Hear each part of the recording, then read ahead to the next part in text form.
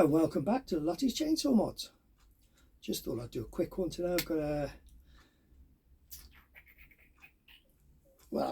got a couple of saws here that I've been doing for other people.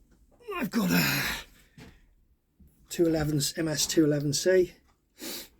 I just thought I'd just sort of quickly show you something. So this was cutting out. So if you can see, it's a twin choke carburetor. Now the top choke just pushes air through it. The bottom choke compensates for that. But anyway, it's the top choke lever was sticking. Okay, it's working perfectly now. It was sticking open. Now what I found, I'm not going to strip it again, I'm just sort of talking to you about it.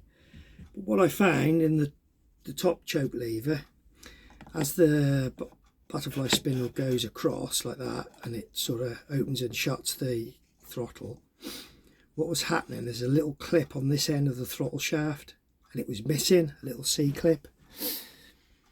And what it was doing was it was running sideways, and the choke, the butterfly choke, was actually catching on the side walls of the carburetor.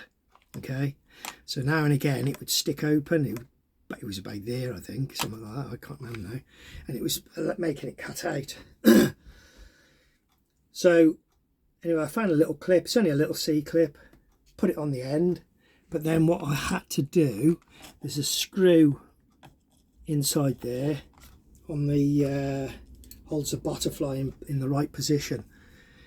That screw in there. So if you just slacken that screw off, the butterfly will centralise itself if you just open it a few times like that, and then pinch that screw back up, and then it'll work perfectly. It's just something I thought I'd just show you, that's all. So that's that one. I've never seen that before, I'll be honest with you. He brought it to me a while back, and first of all I just put a bit of oil on it and it seemed to work, you know. And he brought it back to me and said, oh, it's still playing up. I said, oh, all right, then I'll have a look at it. And that's what it was. The clip was missing. And like I said, it was pushing, the shaft was going sideways, the butterfly was catching in the carburetor. So that's that one. I've also got another one here. Now this one is a ms151c.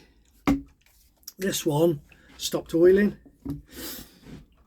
It turns out I've tested the oil. That's the oil pump on them. Just goes behind the clutch here.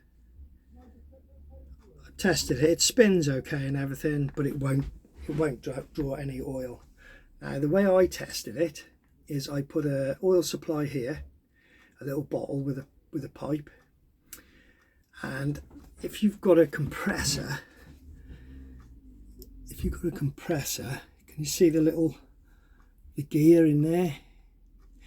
So if you've got a compressor and aim it towards the top of that gear, it'll spin that, because obviously if you've got a compressor, it's got high pressure.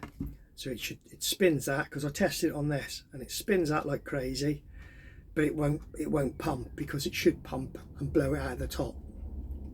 Draw it through there, blow it out the top, okay? And it won't. So I got one on order for him. In the meantime, because I've done a few mods on these before, just to get a tiny bit more power out, nothing silly. So what I do, actually, show you. So what I do to these, now if you see there, all this raised section here, okay, all that, when you undo those two screws, that lifts off. Okay, now what this is, it induces air in there and into there. Okay, and what it's supposed to do is create a swirl goes into your carburetor, okay, which gives you it's basically all to do with the emissions. So it gives you you get a swirl going on in there. It'll give you a leaner burn, so it'll burn the fuel air mix a bit more efficiently. It keeps the fuel atomized, and it'll burn it a bit more efficiently. But in addition to that, because if you can imagine, see, I've put these holes in. These holes aren't there, okay? So you've literally got this over the top of your intake, and you've only got there's a small gap between the intake of the carb and this. Okay, so it causes a restriction. Now, so what I do with these is I drill all this, okay, to get around that air restriction, because at the end of the day, this swirl is not going to increase your power. It will decrease the emissions, okay? So I do that, open that up there, and the other thing I do is on the exhaust. Again, you know, it's not gaining a lot, but it makes it a bit more snappy. Okay, so what I do with these,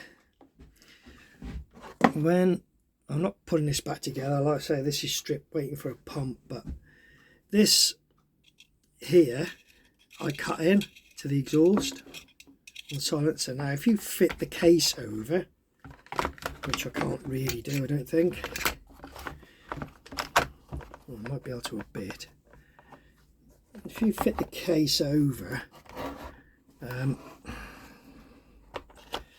something like that. There you go. If you fit the case over, if you look, you can see it there, look, there's the hole. So if you do it this way, what I do, I mark it with the case on with a bit of paint where I want to cut it, okay, and then take the case off and you grind out that piece there in the exhaust just to relieve the pressure a little bit. Also, once you've got the exhaust off, there's this little shroud here which I bend that shroud out a little bit. But further than that, what you can do, if you undo that, you can't see, can you?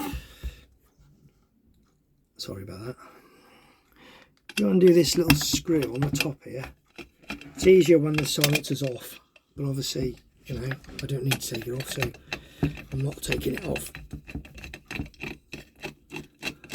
in this case.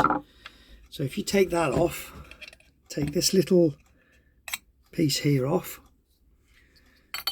and then inside, look, you've got a slotted hole just there, okay? Now that slotted hole, see, I've opened that up now, that slotted hole is the full width, okay, of that portion. But that slotted hole is not opened like that, it's only partially open, it's got a very small hole in it. So if you open it up like that, that's the other thing I do. So like I say, and then open up just inside there, along there, just bend that open, and it does help, gives it a little bit more power, makes it a bit more snappy, you know, and it's not really that much louder if you do all that, to be fair.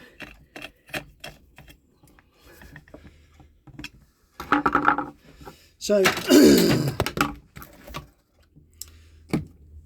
yeah, just a few little sort of things.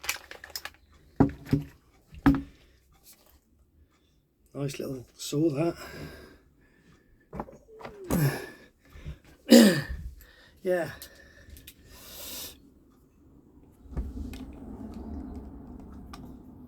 Just a few little things that I do here, you know. I work on any saws really, but so I own a few stills as well, which I quite like the stills. They're reliable, a bit expensive, but they're reliable saws, you know. Anyway, hope you enjoyed that. Another quickie from Lutys Chainsaw Mods. I've got someone coming up now to pick one of these saws up, so I'm going off here for a minute. And thanks for watching once again, and bye for now.